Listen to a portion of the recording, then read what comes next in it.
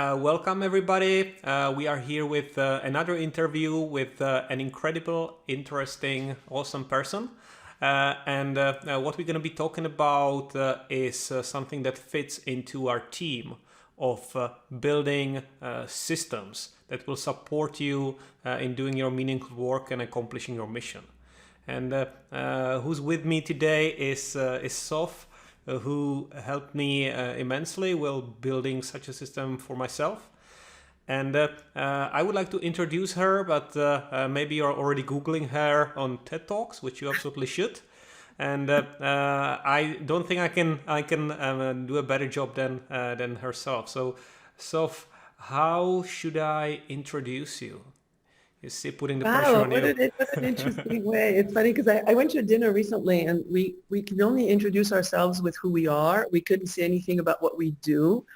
And it was an interesting exercise, because we've become so much what we do that people were really stumbling. And so that's interesting. I'm French. I came to the States 25 years ago, 29 years ago, looking for at the time, I think I thought happiness could be somewhere else, like it wasn't with you, so if you're someone else, somewhere else, then maybe.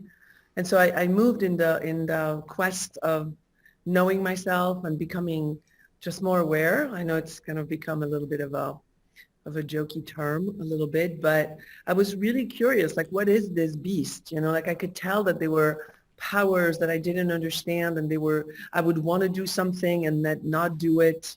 And why? Like there was a lot of questions as I was getting to know myself that I didn't understand. And I certainly did not understand them from my mental, my intellectual kind of understanding of things. I could see that there were some limitations and some beliefs and some stuff, for lack of a better grouping, but stuff that was really in the way. And so I would say that that's what probably describes me the best, not so much what I do, but I am a person who's really on a quest of getting to know me and getting to know my fellow human travelers, and get to understand how we function and how we could possibly function better, I would say is I would like that on my tombstone. That's I like cool. that. I actually think we are all on a quest, but some of us may not know it yet, and you do. So that puts you ahead already. Yeah, it's an interesting. I remember being very young, and I would have conversations with people that I knew were not the typical, like very young, like 6, 7. Like I was very curious to the universe and death and what happens after, and like I was a very, very curious child that way. Like I was on a get to know how the universe works more than what are the trendy toys and the trendy shoes later and the watches and whatever. I was really into who am I and what is this really sophisticated, like we all like fawn over computers and they're cool, but it's like, look at this thing. Like I'm talking to you right now, I'm looking at you, I'm hearing you, my body is in a certain position, I can move my hands, I can think at the same time, and there's just so much going on. It's like computers pale to what we can do. And I don't know that people realize the incredible honor and that it is to be a person, to be a human, and what we can do. And sometimes we end up choosing to do things that are not as aligned or uplifted, or we don't always make the best choices, which I think really lead us back to, oh, I didn't like that. Like, you touch your fire and you burn your finger and you say, I'm not going to do that again, right? And so this notion that we come in with like this open field, this, I was going to say open book, but more than that, just this open canvas that we can pretty much do anything we want. And I think we lose track of that. Like I think a lot of people end up in lives that are not exactly I don't think they think they have power to change it. Like a lot of people really do the routine, but not necessarily have the consciousness that they could do something else. And I've been really interested in that line. Like how do I, when I get confused about something and my behavior doesn't match what I want and all those things, like it's to me going to the moon is kind of cool, but it's just like going far. Like I'm interested in going in, that's the moon for me, like get to know who we are. That's the moon. Yeah, I think I don't even know if we said that, but I think now it's time to say, even if you were trying to avoid to say what you do, that psychology is your kind of weapon of choice or your craft. Yeah, So yeah, psychology is definitely, and I don't even know that it's just psychology because psychology kind of limits a little bit to the behavior, the patterns. I'm interested in also the existential of it all and the mystical almost. I'm interested in anything that has to do with what makes life life, and of course okay, so what I do what I do is spend time with people exploring their productivity, their relationship with their to-dos, and make sure that there is an alignment and a congruence between what one says they want and what one actually does, like where is that coherence that a lot of people miss a little bit. Like they turn on this thing, they go to work, they turn it off when they come home, and now they turn on this father, mother, whatever other role. But I don't know that people completely thread that it's who they are. So that's my line of how do those action actually, we can change the actions. Like people think they have to change themselves, and sometimes not necessarily. You can start by changing how you relate to your to-dos, and that will change you. Because whatever I do with my day, right, ends up being, and then my week, and then my year, and then my life. It's like it's my life. Like people don't see that these moments that they don't treat as so important, they do add up to life, right? They do add up to, did you like what happened? Like if we were 90 years old, you and I sitting on a bench one day and wearing our cute straw hats because the sun is not good, for our skin. And we were talking about life, and we would say like, did we do what mattered? Did we like the job? Did we like the people we engaged with? Did we like the way we engaged with ourselves? And I don't know that people, like a lot of people talk about reverse engineering, but they don't think of themselves as some sort of construction or, some sort of art expression. Like, who do I want to be as I grow up, as I become? I don't want that to be left to, complete unaware accident. I want it to be very much like the result of, okay, I want to be free, which I think a lot of people think free is like, oh, I could just walk in and steal things maybe, or I can just do whatever I want. Not so much. For me, being free has to do with, I declare I want to become more organized, let's say, or I want to spend time a little bit more deliberately with myself or with my friends. And then freedom is I do it. I get to do it, as opposed to talking about it and then getting lost in the stories of why I don't do it. Like I was working with someone recently who wants to write a book, and I've known him for a good 15 years, and he's been wanting to write a book for 15 years. And he's not writing a book. That's not writing a book. Writing a book is sit down, write a book. It doesn't mean you sell it. It doesn't mean people read it. It doesn't mean any of those things. But if you say you want to write a book, sit and write a book, So I like that, gradually. I don't know if I lured you in with the question or if you kind of entrapped yourself, but you did touch upon what you're actually doing now. Finally, so I would like to go into that a little deeper. Because I really wanted to discuss your take on these, choices. I'd say you mentioned choices multiple times, and this ties into the productivity system and the meaning of productivity itself. So we might say that at this time of age we want to be productive. We want to really use our time to the maximum benefit to ourselves. This is probably not new. It was always the case, I guess, for humanity, at least since industrial age.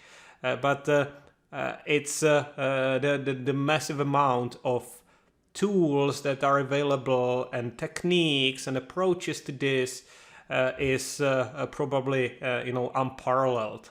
So what is your take on that? I mean, you are dealing with productivity. You are trying to kind of get some understanding of that. You are so curious. You're exploring, and you devised some solutions, suggestions, support systems for your clients. So, what does actually productivity mean for you, and what would a good productivity system actually have as attributes? And is this even the right question, or are we completely missing something important? I think it's a super interesting question, and I was going to respond by saying first what it's not. Like I think productivity has become for people being busy, just doing stuff, like all sorts of, like it's almost like if I say to someone, if you call me and you say you're busy and I'm like, no, I'm just resting, you'd be like, what? Like it's kind of we've become a society of just do and more and more and more. And the stress of that because we engage in things that are not really meaningful to us, but then we have to maintain them.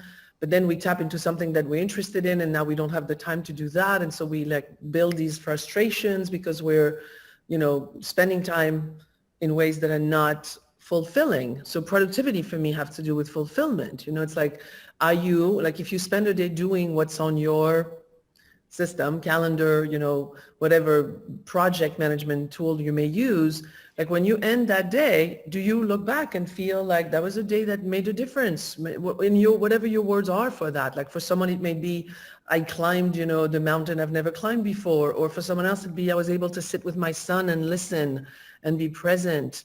And for someone else, it may be like I killed it at the office and I got a super great new deal. And for most of us, I think it's a combination of those things. But the awareness, like productivity without awareness, without a quality of genuine, like, does this belong? Like we don't do that with our houses. I was thinking about that this morning. Like my house is deliberate. Like I don't have things that I don't want. I don't have things that don't mean anything to me. And I know some houses, some places people live, not as deliberate, but still you wouldn't just bring in a chair that you found on the street and just put it in your house, or go to the supermarket and, get a thing of each of the items and just bring them home. That would make no sense. It's like we approach somehow the external world pretty deliberately, for the most part, let's say. Like if I go to the market to buy apples, I don't come home with carrots and, it's like I went to the market to buy apples. I could go to the market and not have a clear picture, but in that case, I'm aware that it's a moment of what do I want, so if you make a parallel to productivity, there are people that know what they're meant to be doing, and you can tell they kind of have a certain grace about them, a certain elegance about them. They're not complaining about the job as much. They're not finding the why it's not good for them to be there. Like I work with a lot of people that don't like where they are. And I understand the limitation of having to make money and, I get all that. And are you making motion towards something else? Because if you're not and you stay in something and you keep engaging in things that are not fulfilling for you, I don't know what else is going to give you a happy life. Like, I mean, we can, how many pieces we can cut this cake in pieces, but at the end of the day, it's like if you are not committing and engaging in things that are exciting for you, that are joyful for you, that bring you this sense of this was a great day, whatever that is, then I don't care how many systems you have and how many gurus you talk to and how many whatever you're doing, at some point it will be at a choice of should I do this, should I do that?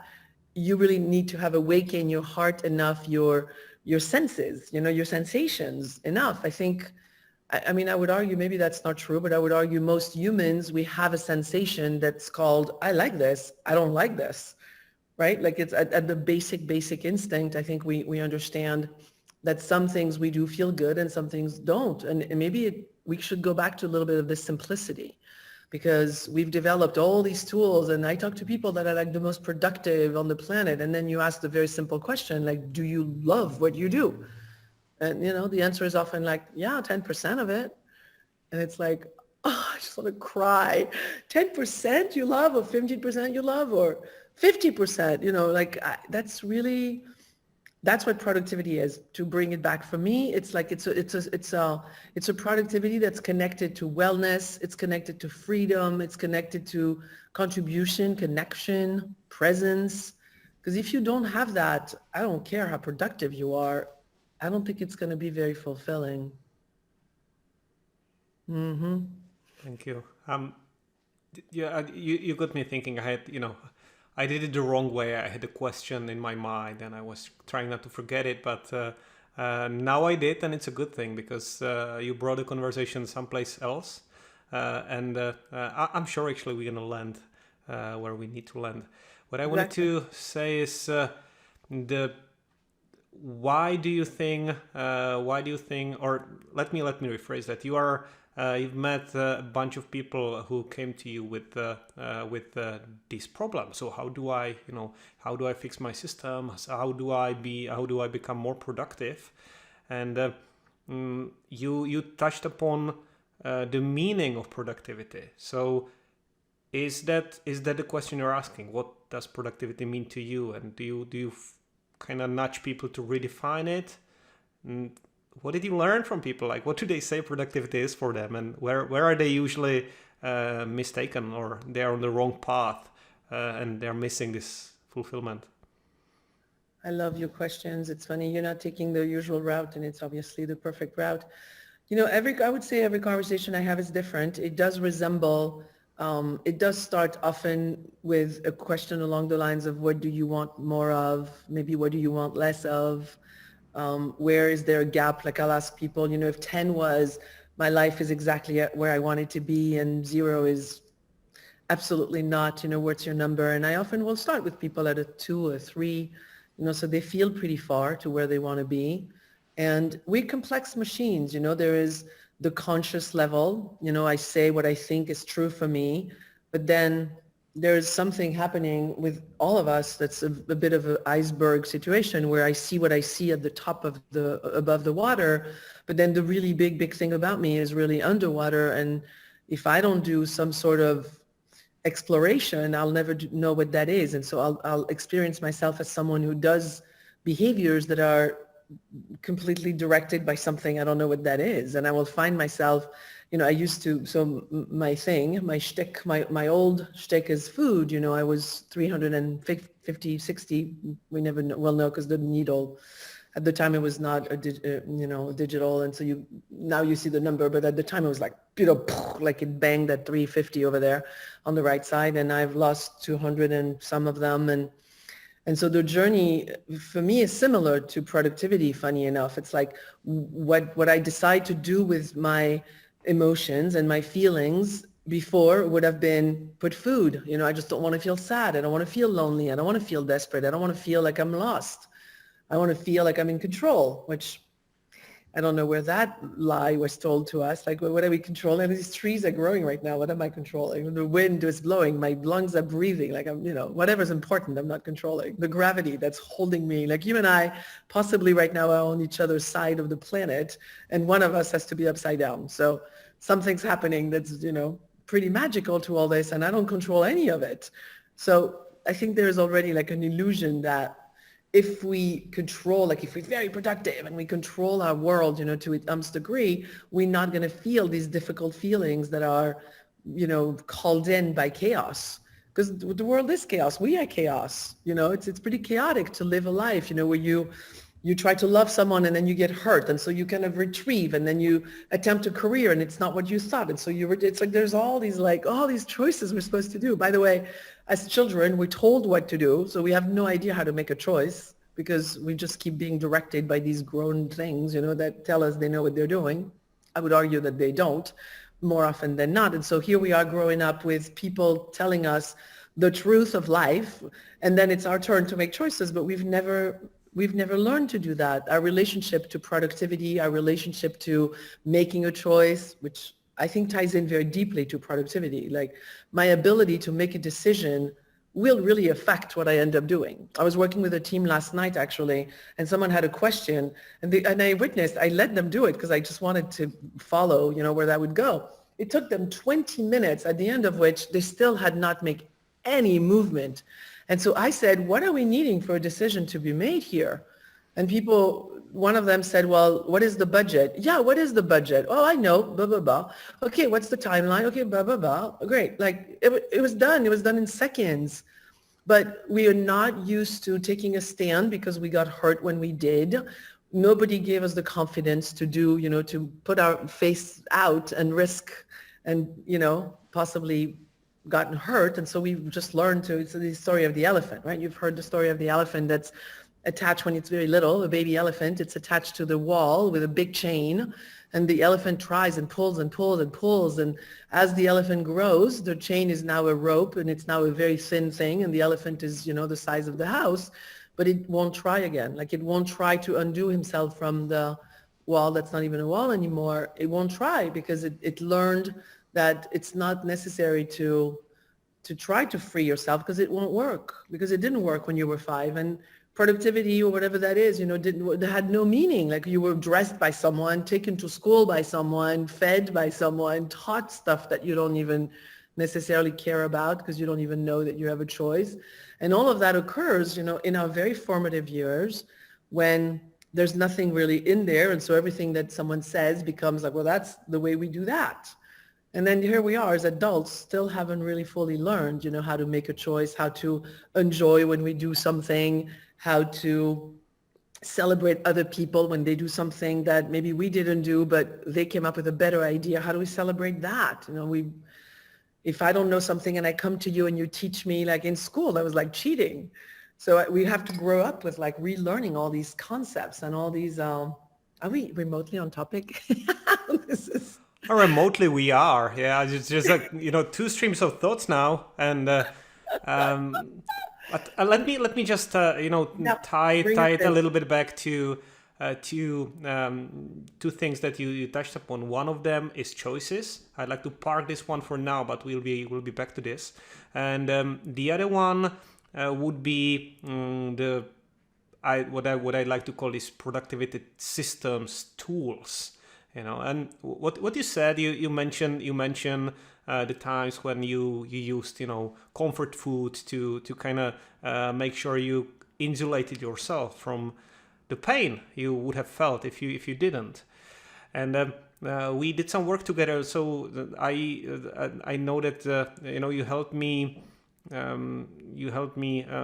uncover or go into the space when I had to admit to myself that my longing for having a system, a productivity tool or management or thing that would allow me to do 10 times as much was also kind of an attempt to insulate myself from the choices. I didn't want to say we've done work together. My kind of pitfall is emails, and I don't have the heart to really prioritize and choose. Okay, this is meaningful, this is not. So I'm trying to kind of come up with something that would allow me to do more, put more armor, on my productivity, so I don't have to feel the pain of letting something go or saying no. Is this a common theme for the people you're working with, that they are looking for technical solution, like a fix, so they don't have to feel the actual pain of, finite amount of choices? That's very philosophically said, and I would say most people don't know it. But yes, they are looking for the next shiny object and the next tool, the next coach, the next book, the next podcast now, the next, YouTube, something, really in the hopes that it's going to provide some relief. And I think we're getting to the end of people realizing maybe that's not the best solution, to try to fix things from the outside really does act as a Band-Aid. And it's just like I'm putting a little cover on this boo-boo or a bigger cover on this bigger boo-boo. But at the end of the day, I had to, it's funny because the story with my food shifted from pretty much eating, you can imagine what you have to eat to weigh, 350 pounds, lots of Nutella and lots of, breads and baguettes, and, lots of that. And one day I was in front of the refrigerator and I had pulled up a stool because I would do that at night, and stay there for a long time and just pretty much eat anything I could down, and then I would go back to sleep and sometimes wake up in the morning and not even know that it had happened, to that degree of unconsciousness. And this one day I went to the fridge and there was the food and I was about to start, the orgy, and I heard, sometimes we have intuitions or we have something that sounds like someone else is talking to us a little bit, and the conversation went in this very specific direction, and it said, you're welcome to eat all the food you want, you just need to feel your feelings first. and then you can eat everything you want. And I was just like, what is this? Like, who's talking to me? And it kind of repeated itself. And I've closed the fridge. I had learned enough already by then that it's like some wisdom could come from within me, and it's a good idea to listen to it. And so I sat there and I sobbed and sobbed, and I will never forget. And to this day, I don't know if it was 15 minutes or 3 hours, frankly. I don't know. But I went as much as I could, and I felt, and there was this perception that life was unfair, and I would cry some more, and that where are we going when we die, and I would cry some more. It was just this like major cathartic moment. And then when I was done, and there definitely was kind of a landing, like it wasn't like forever, I just started sobbing. It was, I give it a space, right? And then when I was done, it was basically like, okay, now you can go eat whatever you want. And I looked at the fridge, and I didn't want anything. I was done. There was this sense that, I had felt, and so therefore I didn't need the armor, as you were speaking of. And I believe productivity to be very similar. We fill it. Like, what's the difference? Just like food, things, people, TV shows, books, blah, blah, like all day long. Like we just feed the machine. And then at some point, I wish that in everybody's life, there would be a moment of kind of like, feel your feelings for a second, and then go read this other thing, and then go listen to this other podcast, or then do this other email, as far as you might be, the zone of your discomfort sometimes that I've seen. But in essence, people treat productivity as like a subtle but yet very similar way to, like, people gamble, people watch porn, people will overwork, they will do anything to not sit with themselves and just be like, wow, that made me really sad. Or wow, that really hurt me. And I don't know what's happened to us as a humanity, as a community, that somehow feeling our feelings is such a repressed, such a punished, kind of behavior, that we all feel like we have to cover it up. So yes, when I work with people, it often starts with, I don't like my life, a version of, I don't like my life. I don't like where it's at. Like, I want something else. I don't go to bed feeling like this was the day I wanted. And we often start from there, what would you like instead? And we start dreaming up a little bit. Like, what would that look like if you allowed yourself, if you took back that right, because you had that right at some point. Do you think a kid, like when they start like rolling around, like they're not like, am I allowed to do that? I mean, there's a parent that like looks, disappointed or, disagreeing with you. And then you learn, oh, that was probably wrong. And society has taught us all that. But first of all, what society? And second of all, how deliberately was that done? I was raised in France. I'm sure it's pretty similar where you were born and where, even in America, but there's so much criticism that is done of us as we grow up. What did we do wrong? What did we not do? That red mark in our, homework, like, what did you miss? And it's never celebrate what you know. It's always like punish for what you don't know. And so we're little people, like we just grow up with this, like half of our power, half of our fuel, if we're lucky, half. Sometimes it's even more than that. But it's been taken away from us. It's like a car that's running on fumes from the start, because if you don't, like, appreciating yourself, appreciating what other people do, it's fuel. It's literally like you put gas in the car. And so the work of productivity for me lands very quickly. It lands into appreciating you, making a list of all these things you did do today. I mean, when I first met you, it was so hard for you to appreciate it, what you did do. You were all about, I could have done more. I should do more. Someone said internally. Now I say to myself, I should do more. And I mean, we've had conversations about this, but obviously at some point you're perpetrating something that was done onto you.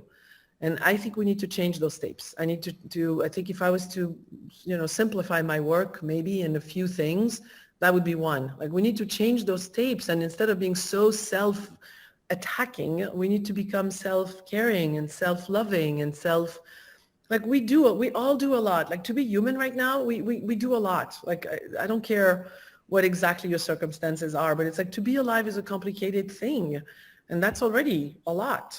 And so I just think that I don't do more if I punish myself for what I didn't do. I think I do more when I treat myself kindly, when I respect myself, when my body is really tired, I let it rest.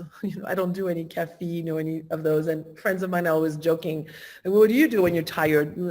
I rest. It's like this old weird concept of when I'm hungry, I feed myself. I think we've lost a lot of that. And maybe my work looks like a system of productivity, but I think at the end of the day is a system of self-care and self-love and just self-appreciation.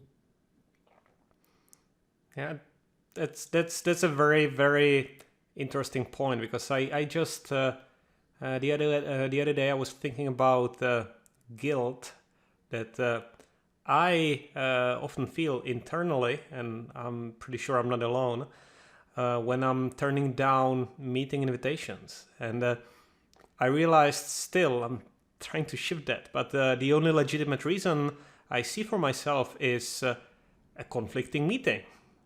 And I'm shifting it towards being able to turn down the meeting for a productivity block where I want to work on a project, but I am far away from the space that you kind of delimited, where I would say, hey, I can't attend this meeting because I need a break at this increment. And I think people feel they would be shamed for that, to say, hey, why did you decline? How dare you? Yeah, What but would you do with that? you see that you playing in that the most important part. Like maybe you don't want to say no, then I would ask, why don't you want to say no? Well, because I want to grow in the organization. I want people to think that I'm reliable and all those things. And Oh yeah. then you end up in a life that's not like, I mean, I can say yes to all sorts of things and help all sorts of people all day long. And then who am I helping if I'm not listening to what my internal messaging, my internal direction, my internal drive. Like I can tell you for a fact that when you make your decisions from guilt, from fear, from shame, they're not your decisions. They're just not your decisions. Someone has put on you that as your particular predicament, you're supposed to do these things. And I would challenge that person was lying, or that person, and then you start doing it from the inside. Guilt is an internal, like, I cannot make you feel guilty. You make you feel guilty. And so I would respect an employee or someone I work with that says, hey, I'm full up with what I'm doing right now, and for me to do it well, I cannot participate in that meeting. What is the reason I would come to this meeting? Like people invite you to meetings because it's easier than to not invite you, because they would have to think about what is this meeting, who needs to be here. Like I invite people to have deliberate, sometimes not easy, because learning how to say no when you've never said no before is difficult, because we were raised with, again, if you say no to a teacher, or if you say no to a parent, or it's like you get rejected, you get, and when you're 5 or 7 or 8, that's actually life threatening. Like you are literally in danger. Like if like this famous thing here, we didn't do that in France, but here a lot of people use this thing of like, my house, my rule, the parent that says that. And when the kid looks like, well, where's my house? Like, what does that mean? Like it's your rules. Like, can we participate? Can we collaborate? Can we have an opinion? Can you explain to me why? Not just because it's a rule. And none of that is done. And so we all grow up with like, okay, if I do this, I get a good reaction. Fine, I'll do more of that. If I do this, I don't get as good of a reaction, so I won't. But tell me about going to the gym. Like, where are the sessions where you actually do something really good for a muscle? They don't feel so wonderful. It's hard to build a muscle. And then you have the muscle and now you feel much better. Like for me to say no, it's become like the most sacred thing in my life. It's the most beautiful thing in my life, because if I say no and it's a real no that I've really checked in and I've really made sure that it's not something that sometimes I say yes because it helps someone and I'm happy to do that, but it's a deliberate choice. It's not, oh, I didn't know how to say no to him, so there I am doing this thing that I really resent, and then maybe right before I'll cancel because I'll tell him that I'm sick, and now you're lying to your friends, and now you're doing all these white little thing that people think are not important, but an agreement is an agreement. And when you break that, as a result of you saying yes to something you really should have said no, it's like living without integrity. It's living without energy. It's living without, I don't know, like it's like a pear tree that's trying to be a banana tree. It's like we different, do the work to get to know who you are and then live that life. If I was to boil it down, that is what productivity is about. Productivity is about not just do more so your boss notices you, so you get some other thing that you really don't want to do. Like, what is that? It's like, it's very, I don't know, there's a common sense that we've lost a little bit because we all, a lot of us are running on these treadmills that we've put ourselves on, by the way, meaning we can get ourselves out because society, because, what we're told is going to make us happy. Like, where have we seen a guitar player that's trying to be a banker be happy? That's not how it works. We have to take it back in. We have to bring it back in. Like, who am I? What do I want? What makes me happy? And maybe you're 10 years away from your dream, but at least you're putting water towards that river. You're not sucking the river out of its life because you're just not even, moving the boat in that direction. Yeah, so I was gonna ask you about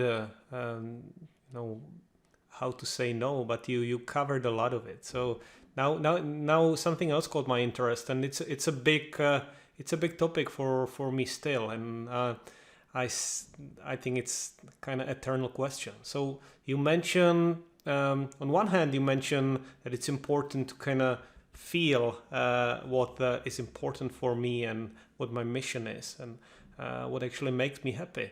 At the same time, you also said, and it's also very true, that it takes some effort to build a muscle, and it feels good once it's done. So it feels good after the fact, and I can do something with it. Yeah. So how do you see the decision making in this eternal dilemma?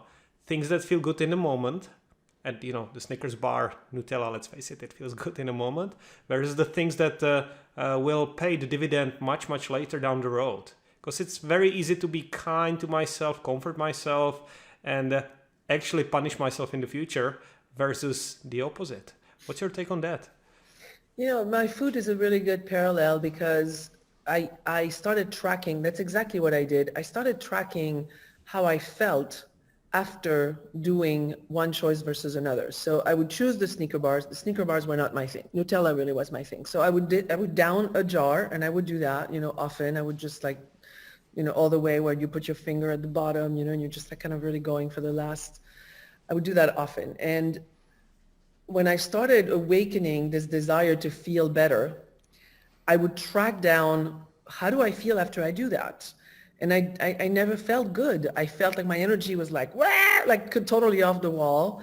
And then I would crash and feel nauseous and feel like I have a headache. And then my skin would, I have a thing with sugar, like my skin starts itching, like my hands get really itchy, and it's incredibly uncomfortable. And so to avoid a feeling, I would down Nutella, which for seconds would make me not feel because it would make me numb. That's what food does. That's what drugs does. That's what alcohol does. It's all the same. And it gets me out of me, of experiencing me, all these substances. And so look at the logic. I'm doing all these things to not feel, but then I end up feeling horrible, much worse than I ever felt in the first place. So for me, it became a little bit of a strategic game. You seem to be healthy in your food. What do you do? I remember this friend of mine who literally said, I think about my afternoon at lunch, and I think to myself, what kind of afternoon do I want? And then he knew that if he ate sandwiches and, milkshakes and all that stuff, he would be asleep for the rest of the afternoon. And he also noticed that if he ate, a nice salad with a piece of fish or some sort of something that, has life and energy to it and is not, as depleting as some other foods, he would have a wonderful, sharp-minded, clear. And so I started doing that practice. When I sit to eat, there is chocolate cake sounds fun. Mind you, at this phase of my game, chocolate cake does not sound fun whatsoever. It's like looking at heroin and saying, well, that could feel good. I don't do drugs, and sugar for me is a drug. So I would literally, my choice would be directed by how do I want to feel after doing it. Like when we were talking about your emails this week, there was okay, so these emails are not getting done. How does that feel? Not so good. Okay, great. Well, how do we set up a system to support you? So what can we do? Well, if I get a phone, it's a little easier. If I get, 10 at a time, it's easier than if I look at 1,000. Do those things that make you want to do it, because the doing of it is going to free up all this energy. It's like, you wake up in the morning and you have, I don't know, 500 units of energy, dollars, think of it as money. And there are things you're going to do during the day that are going to suck your account and things that are going to replenish your account. I literally look at my days like that. Like, is this going to give me energy? Like this conversation to me, I knew was going to give me energy. Do I have a busy life? Do I have an hour? Not really, but I do because it's fun and it gives me energy and it's a nice sharing with you and it's a moment of connection and sharing some, difficult and complex things we always talk about. That has more value than something else. So it's, if something else would come along that was like, it involves me in some sort of like crisis that I need to manage, maybe I would renegotiate. But for the most part, when I make a decision to do something, I put myself in the position of doing it. Like people are like, oh, let's meet in 2 weeks. Like they think 2 weeks later, they're going to like this thing that they don't like right now. Why would you like it in 2 weeks? You didn't like it right now. So when I put things in my calendar or I commit to doing things, it is done under the auspices of like, if I was doing it right now, would that be fun? And if the answer is no, I kind of say no, because it's not going to be fun in 2 weeks, right? That's one of my, I love that you're trying to structure me. I'm very impressed because I'm not that structured in my thinking, although I know where I'm going. Because where I'm going is we are in charge of our own energy. Like people keep calling it time management. Like who the heck manages time? Time is like weather. Like I can't sit here and be like, oh, I wish there was more clouds.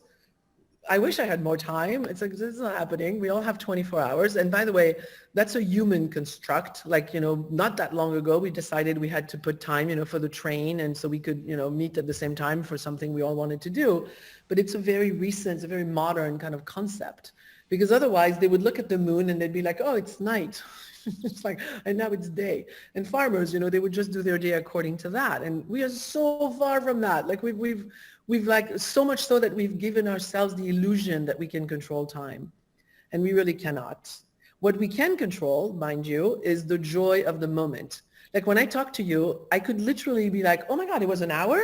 What? Like I felt like it was 10 minutes because it's alive and we're exchanging and there's this like great energy. I mean, I don't know if you feel it, but I feel it. It's like something that's really dynamic. Now I can be doing something. No, it wasn't an hour yet. Come on. You know what I mean? Other situations, I could be doing something for like 3 minutes and I'm like, oh my God, I feel like it's been 3 weeks because the engagement, because the presence, because my desire to be there, all of that. And so to again, this sounds like maybe it takes a minute to organize what I'm saying, but to take your life in the direction of how does this feel? Because you have the right to say no. You have the right to make a different decision. You have the right to shift your career, for the bigger things. We have that right. And somehow it's like we've given it up and somewhere in our teenage years when someone, bigger than us locked us in the house and we decided, we have no power. It's like, no. Take it back. Take it all back. It's my revolution. Very cool. And you're just drawing it back to the topic of the choices I really want to touch upon. But there's always something in a way, and in this case, what I want to say, because I think we need to go through this hurdle before we go to choices and what meaningful choices are, is the balance between what is this fun, what is this feeling of fun and engagement in the moment that I should listen to, that I should follow, versus the maybe not so fun thing I still feel I have to do. There's this concept of eat the frog in the morning, like figuratively. Well, you're French, so I don't know how it is for you, but I'm assuming like that to us, but I get the concept. Like do the hard things first, right? Like do the things you don't want to do.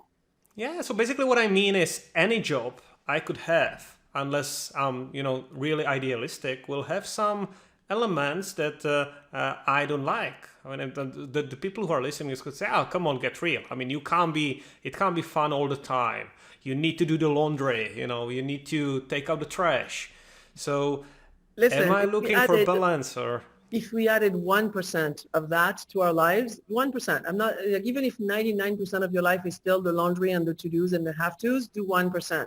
Can you do a little bit more fun today, 1%? I'm already doing it, so exactly. I don't know. You're doing it right I can't top this. Exactly. So, it's one of those where it's like at first we were there. It's like we were as children, we were in that space of like, I'm free. I say what I want. I don't need to be polite. I don't need to kiss this woman who smells funny. That's like this older thing that's going to hug me and, make me feel like I'm going to suffocate. It's like, as children, we know that something's off. And so somehow the question I would ask instead of the one you just asked is, how did we get out of it? Like, why did we get so far from who we are that we end up, a lot of us end up doing lives that have nothing, literally almost nothing to do with what actually makes us feel alive and joyful. That's not a good statement. Like, people are talking politics and all of that. It's like, okay, that's important and that's critical. And right now the world is at a very critical spot. But the thing I can do is check that with myself. Like, am I contributing to more fear? Am I contributing to more shaming other people? Like, when someone doesn't accept a meeting from you, do you shame them? Like, are we feeding this frenzy out in the world of like, I go because he goes? Well, be the one who doesn't go. If it doesn't, if it's not a good use of your time, be the one who says, I have, all these things on my plate, boom, boom, boom, boom. Do you think this meeting is more important than me resolving these other 12 things? Often people are like, no, it's okay. You don't need to come. I just invited you, because, I don't know, you're in my address book, and so you came up. It's like a lot of people are not very deliberate about these meetings that you're describing as you must be there. Do I have to be there? Is there a way? Like, I'm setting up a whole organization. There's like 60 people in this organization. And literally they have meetings every day with like 10, 20 of them. Like, what for? It's like, we decide what we do, we go do it. It's like there's something about this addiction we have to kind of like get together, be reassured, confirm that I'm okay doing what I'm doing. It's like, let's develop that inside of ourselves. Let's have clarity as a team so that when I show up, I know what I'm doing. So I don't need to talk to you every 10 minutes because I know what I'm doing. And if I don't know what I'm doing, I know who to call. I know what to do. I know how to, set up a system that solves the problem that we have at hand. And maybe I'm completely live in utopia over here. But even if we did 1% more of what I'm saying, and then 2%, and then 3%, I'm pretty sure we would move the needle pretty quickly, actually. It's cool. And actually, it brought me back to the choices. So that was my original thought, and I'm still interested in that very much, in your perspective. So, and it. So we can get more philosophical near the end of this. So yeah. the choices are something that we need to make to lead meaningful lives, and we need to choose what kind of life we wanna lead. At the same time, thinking of my own like very foggy memories of my childhood, I think what I personally miss about the childhood is the fact that nothing felt like a trade-off. I was not aware of the fact that the time is limited, and it wasn't like I'm choosing to play with this toy instead of this toy, and they are opportunity costs. The adulthood for me, like coming of age, is the realization that, oh my God, the time is finite, and the choices are pressed upon the children by the parents in a way. They are telling us what is the good choice and what is the bad choice. You shouldn't spend so much time doing this. Yeah, how do we reconcile this? What's a meaningful choice? How do I define meaningful choice outside the environment that actually assigned values to the choices? These values didn't exist for us inherently. I think to take it back to the parallel of working out, you are describing wanting the buffed body without going to the gym. Learning to make choices is an exercise. And how do you do it? Well, maybe one day you say, all right, so today half the day I'm going to sit at this desk, and half the day I'm going to sit at this desk, and I'm going to see how I feel. And you start tracking it down. When I sit over here, oh, my joy is about an 8. When I sit over here, it's like a 4. Great. I will sit at that desk. It's that simple. You need to develop a relationship with like, what would you do if a kid right now walked into the room? We would just like force him to eat your food. You'd say like, where would you like to sit? Oh, I don't know. I want to sit here. Well, where would you like to eat? Like, would you just like force feed him, make him watch something he doesn't want to watch? No, you would ask him all sorts of questions. I think the exercise is ask ourselves Questions. Like, how does it feel when I do this? When we spend time together, we both get a lot of energy. Great, let's do more of it. When you do a meeting that's completely meaningless and there's no reason for you to be there, what does that mean to walk out? What are they going to think of you? Well, they're going to think of me that I'm someone who doesn't want to waste my time or theirs. They're going to think that as an employee, I'm someone who actually really thinks deeply about what's the best use of my time. And if they don't think that about you, you probably would want to start directing your career towards a different company. Because if you work in an environment where nobody cares if you are, thriving and using your time well and contributing back to the company in a really deliberate and solid way, what are you doing? Like, what are we all doing, in these jobs that are not connected? One of my friends runs a company that has to do with changing the values of the environment where people feel safe. Because by making people feel like, the reason you don't say yes to that meeting is because part of you is feeling like, if I say no, something bad's going to happen. Would you say that's correct? Not bad, Absolutely. but something not, right? Or we're going to be considered, wrong, not reliable, not upstanding citizens, colleagues. Yeah, something bad is going to happen. Something bad's going to happen. So first of all, okay, you're making a movie where you decide the end of that movie, because that's not, you cannot decide what the other person is going to think of you and do your life according to that. That is literally, for me, the definition of hell. Like, if I start adjusting, I can hear you, I can listen, I can, if there's something that you prefer in our relationship, that I do more of it, less of it, I can totally adjust. But if you're asking me to be a leopard and I'm a giraffe, it's not going to go well.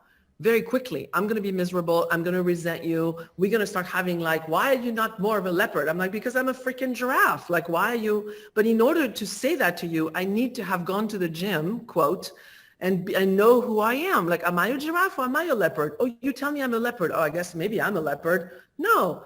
When you come to the gym, you're working out, with consciousness that this particular dumbbell is going to do this particular result on your arms. You don't just start throwing things around like it doesn't matter. We are deliberate about everything else on the outside and not so much on the inside. And it's a conversation one has to develop with oneself where, ooh, that felt really good. I want to do more of this. Ooh, that really felt horrible. I'm telling you, it's that simple. And maybe it's easy. It's simple, but not easy. What is that thing? It's simple, but not easy. It's not easy to do because our society has forced us to think that we're not allowed to have what we want. Like, the famous, it's cold outside, put a sweater. I'm not cold, put a sweater, and then it's time to eat. And it's like, I'm not hungry. Yes, you eat because I'm telling you it's noon. You need to eat now. It's like we've been yanked out of ourselves, a lot of it from society. And it's for us to take ourselves back. So how do we do that? We ask ourselves questions. We check with ourselves. If I don't sleep too much and I drink too much coffee, wow, I seem to be having a lot of fights with people today. You start tracking things, what you measure, you can change and you can affect. I don't know if it's the answer you want, but I think what I'm saying is you need to get to know yourself to be able to make good choices. And until you know yourself a little bit, you really can't. Like, if this little boy was in your house right now, you would have to ask questions to be able to give it the best choices. You couldn't really guess that. So we need to do that with ourselves.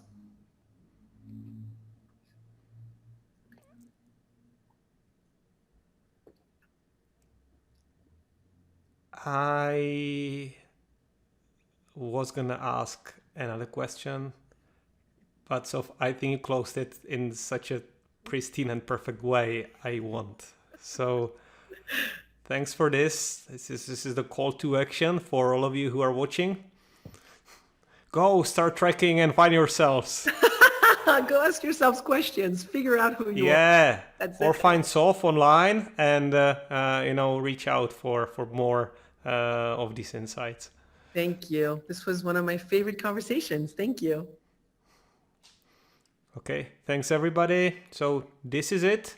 And I guess we'll see you next time with maybe a different guest, but maybe we'll see you with Soph on another platform.